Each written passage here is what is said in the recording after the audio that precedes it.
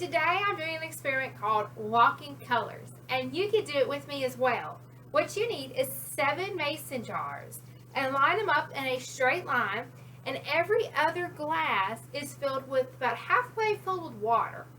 And then I've got 3 food coloring containers. It works best if you've got yellow, red, and blue. But since I do not have yellow, I'm going to be working with the color green because my food coloring pack was neon color. So I'm going to make the best better and use what I have to make it work for my science experiment. With this experiment, we're going to be talking about why we step in a water puddle and next thing you know, our whole pant leg is wet. Or the same theory goes with when you put a paintbrush in some paint and how it absorbs that moisture. So we're going to talk about the science behind it while doing our experiment called walking colors. Get your supplies and see me in a second. With our food coloring, every other glass is filled with water, and those are the glasses we're going to be filling up with food coloring. So I'm going to put about 5 drops or so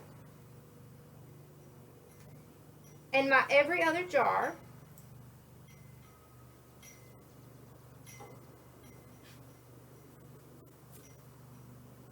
So my first ones and the one on the other end is going to be my red.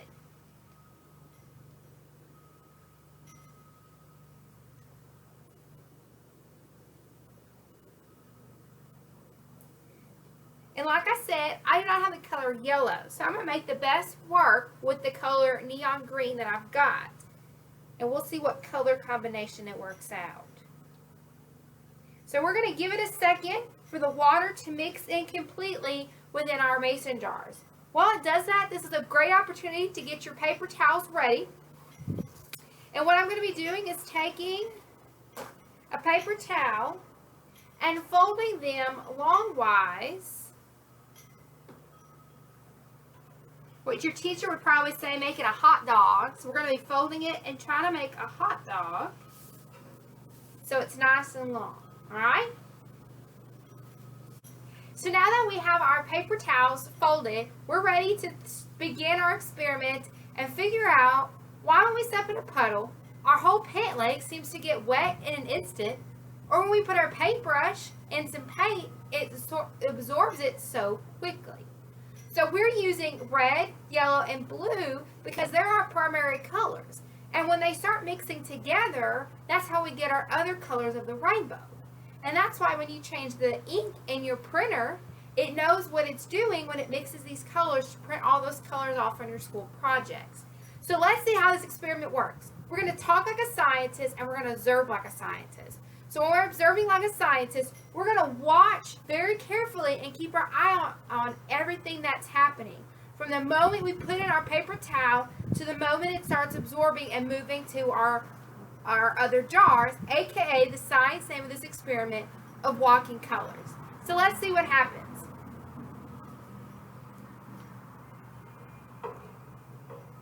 And you may have to put your jars closer together if your paper towels are shorter than expected.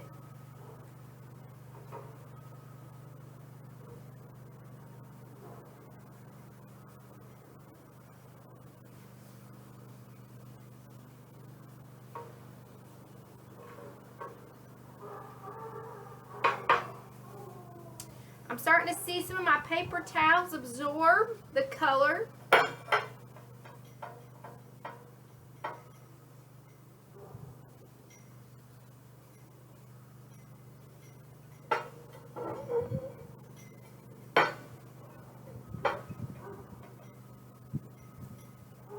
looks like I have an extra paper towel, which is great. So if I have a mess, I can clean my hands up with.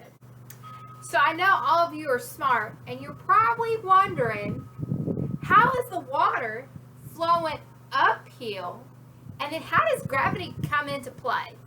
Well, let's connect to some other real life situations. How do our plant roots take up water? You know, I use the example of stepping in a puddle of mud and how that the wetness seems to soak up to our pants. And then I use the example of the paintbrush. All with the same basic science terms of capillary action. And there's also another term called adhesion. So the capillary action is exactly what our plant roots are doing. is it absorbing that water, and as the plant gets thirsty, it's using that water and bringing up the moisture to the different parts of the plant that needs it. The water is adhering to our paper towels, and gravity is bringing it down into our other glass when we're getting closer to our end of our experiment. So again, the water is flowing uphill through an action called capillary action, and it's adhering or adhesion to our paper towels, and gravity is working with us to bring it into our other mason jar. And if you've taken good notes, you probably should have made a black mark on your mason jars to see where your water line was and to see how much water is being moved. Because I know mine, sometimes I have a short-term memory and I forget how much water I put in. So sometimes you need to go back and see how much water you put in to see how much water is moving, aka walking.